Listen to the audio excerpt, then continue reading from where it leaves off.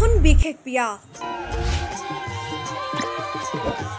প্ৰধানত ভাৰত আৰু নেপালত প্ৰচলিত এই বিয়াখন এতিয়া বিশেষকৈ অসমৰ বহু ঠাইত বৰষুণৰ কামনা কৰি বিয়াখন অনুষ্ঠিত কৰা হয়। কৃষিৰ বাবে প্ৰয়োজনীয় পানীৰ বাবে খেতিয়কসকলে প্ৰায়ে প্ৰকৃতিৰ ওপৰতে নিৰ্ভৰ কৰিব লগা হয়। কেতিয়াবা খেতিৰ ভৰপকৰ সময়তো বতৰ খৰাং হয় আৰু পথাৰে পথাৰে চিৰাল ফাট মেলে। এনেকুৱা অনাবৃষ্টিৰ সময়ত মানুহে প্ৰকৃতিক সন্তুষ্ট কৰিবলৈ কিছুমান লোকাচাৰ পালন কৰে। তেনে বিভিন্ন অনুষ্ঠানসমূহৰ ভিতৰত ভেকুলী বিয়া অন্যতম।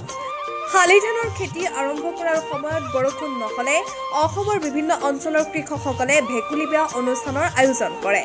সাধাৰণতে জেঠ আহাৰ মাহত পালন কৰা এই লোকাচাৰ পালনৰ ফলত বৰষুণ হোৱাটো নিশ্চিত বুলি অসমৰ জনমানসত দৃঢ় ধাৰণা আছে। অসমীয়া বিবাহ উৎসৱৰ পৰম্পৰাগত ৰীতি নীতিসমূহৰ পালনেৰে দুটা ভেকুলী বিয়া পাতি ৰাইজে আনন্দ উল্লাস কৰি বৰষুণৰ কামনা কৰে। এই দৃশ্য নাজিৰাৰ নমাটিৰ।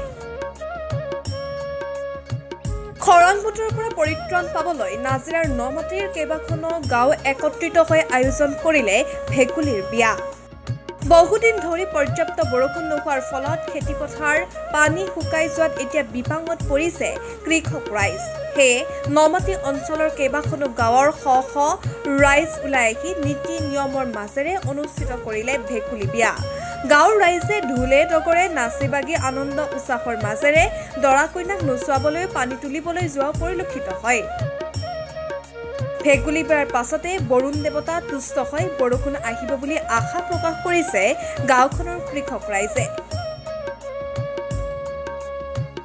সমগ্ৰ নমাটিবাসী ৰাইজে আজি ভেকুলী বিয়াখন অনুষ্ঠিত কৰা হৈছে। ইয়াৰ কাৰণটো হ'ল আমাৰ ঐতিহাসিক জয়খামদাং খাট পথাৰ যিখন বুৰঞ্জী প্ৰসিদ্ধ। আজি পৰ্যন্ত কৃষকে আজি খেতি কৰিব পৰা নাই। মাটি পথাৰত চিৰাল ফটা দিলে মাটি। সকলো কৃষকে বতৰলৈ চাই ৰখি আছে যে বৰষুণ পালে খেতি কৰি ৰোৱা হ'ব বুলি। আৰু আমাৰ ইয়াতে তেনেকুৱা জলসিঞ্চনৰ ব্যৱস্থাও নাই। যদি জলসিঞ্চনৰ ব্যৱস্থা থাকিলেহেঁতেন নিশ্চয় খেতিয়ক আজি উপকৃত হ'লহেঁতেন। আৰু আমি আজি সমগ্ৰ ৰাইজ নমাটিবাসী ৰাইজে ৩-৪খন গাঁৱৰ ৰাইজ লগ হৈ আমি ভেকুলী বিয়া পতাৰ সিদ্ধান্ত ল'লোঁ। যিহেতু পৰম্পৰাগতভাৱে আজি বহু বছৰ আগৰ পৰা এই নিয়ম চলি আহিছে, তাকে সকলোৱে মনস্থ কৰি আজি ভেকুলী বিয়াখন পতাৰ আমি সিদ্ধান্ত লৈ খুব খৰতকীয়াকৈ আৰু সিদ্ধান্ত লৈ আমি আজি বিয়াখন পাতিলোঁ।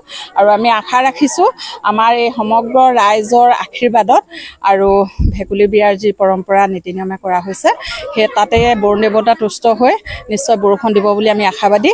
আৰু বৰষুণ দিয়ক আৰু আপোনালোকেও সকলোৱে আশীৰ্বাদ কৰক আৰু নমাটিবাসীৰ সকলোৰে উপকৃত হওক। সকলো কৃষকৰ মুখলৈ যাতে হাঁহি আহে তাৰে কামনা কৰিছোঁ। আমি পালন কৰা হৈছে আজি আমি প্ৰথম অৱস্থাত আমি দৰা ঘৰ চাবলৈ যোৱা হ'ল আমি সকলো আইসকল। আৰু দৰা ঘৰৰ পৰা আহি ইয়াত ছোৱালী ঘৰত তামোল পাণ পেলোৱা পৰ্বটো আমাৰ দিনতেই হৈ গ'ল।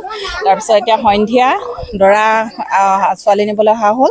লগতে দৰা ঘৰ আৰু কইনা ঘৰ একেলগে হৈ আমি পানী তোলাৰ যি পৰ্ব সেই পৰ্ব ইতিমধ্যে আমাৰ সমাপ্ত হৈছে। এতিয়া দৰা কইনা নোৱাই আৰু মাংগলিক অনুষ্ঠানত আমি সকলোৱে আশীৰ্বাদ দি তেওঁলোকৰ যুগ্ম জীৱন আমি আৰম্ভ কৰিম।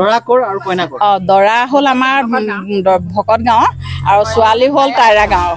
আৰু ইয়াতে নাওহলীয়া গাঁও, বচা গাঁও সকলো ৰাইজ 4খন গাঁও লগ হৈ একেলগে অনুষ্ঠানভাগ পতা হৈছে।